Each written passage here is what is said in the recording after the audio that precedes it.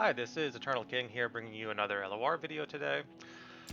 So I want to talk a little bit about meme decks and how they're not necessarily bad in LOR. So I'm going to give you an example of Poro King. Of course, Poro King is the face of my account. As Eternal King, I just sympathize with the card and relate to it. And I think I love his design and everything about him. But the big problem with Poro King and Eternal is that he has something like a 49% win rate. So this is the meta Poro King deck, um, such as it is, and it's basically a straightforward turbo level Poro King list with the likes of Sunken Temple to generate extra card value, Formula to generate extra card value. The idea of the deck being that if you can draw an infinite number of Poros, you will eventually win the game. Turns out that's not quite true, but there is some merit to that idea. There are matchups where infinite value is exceptionally useful. Infinite value can out card. Basically, if you're trading, 1 for 1 or 2 for 2 with your opponent's cards, but you have an infinite number of cards, it doesn't. Eventually they'll run out of stuff to throw at you in terms of removal. If all your units are 1 mana and they're all 5/5s, and your spells cost considerably more than that, then and you have an infinite number of Poros, then eventually your opponent will run out of steam. So it's a very specific type of matchup. It's a very specific way to tech a deck, but it has merit in very specific matchup situations. I wouldn't suggest you run this in all situations, but there are specific instances where it can be useful. Alternatively, if you don't like the P and Z variant, I have my own variant that I play. It's slightly more direct and to the point, but again, it has that turbo level Poro package where you have all the Poros as a 1-of, Lonely Poro being the only 3-of, Entreat as a 3-of, which is a nice thing about Freljord, is that instead of having to play like Sunken Temple and draw a ton of cards to potentially hit Poro King, you just tutor Poro King out. You're just guaranteed the Poro King. I don't think there's a single game that you'll play with this deck where you won't hit Poro King, because again, you're fairly guaranteed to draw him. And everything, and then your Poro Herder as well, potentially tutoring out the Poro King, which is also nice to have in Freljord. So you have Entreats, you have Poro Herder to potentially tutor him out, Poro Stories to generate an infinite number of 1-mana Poros, Aurora Borealis to generate snacks and more Poros, and then Poro King. And then I have my top end spells. This is entirely up to you. I find Buried Nice as a 3-of for a Poro deck very, very important.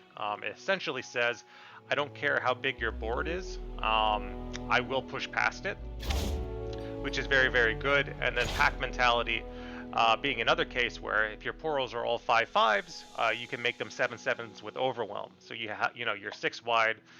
You have all 7/7s with Overwhelm. It's a good stat line to have. It's like having a board full of thralls essentially.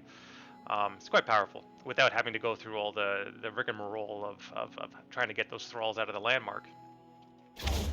But you can drop the Pack Mentality if you want more card advantage, and if you can run Call of the Wild, right? Call of the Wild is going to tutor through your deck for more Poros. The only problem is that the high concentration of spells means you might just whiff sometimes. So, but you can still go for it if you want to. I'll probably stick with my meme Overwhelm card though, just because I like my win cons. But in either instance, whether you are running the slightly more direct and to the point Poro King list, or you're running the P&Z Infinite Draw Poro list, it is a meme, right? Poro King is a meme deck. It's a sub 50% win rate deck that is designed to win in very specific instances. And that instance being, if your opponent is running nothing but specific kinds of answers, say they're running, a Yassao deck, and their entire Yassao deck is just like nothing but like stuns. Their entire deck is nothing but stuns, and they're running a Yassao deck. And they're really good at tutoring out Yassao, and Yassao is flipping every single game. They're stunning every single champion you have, they're stunning every single creature you have, you're just not pushing for damage. well, then you can run something like an infinite value deck, where basically the idea being, I don't care how much draw you have, I have more Poros, and you will eventually just run out of stuff. And that will happen, you know, in this deck, it'll happen as an inevitability because you're running Sunken Temple and formulas of 3 of.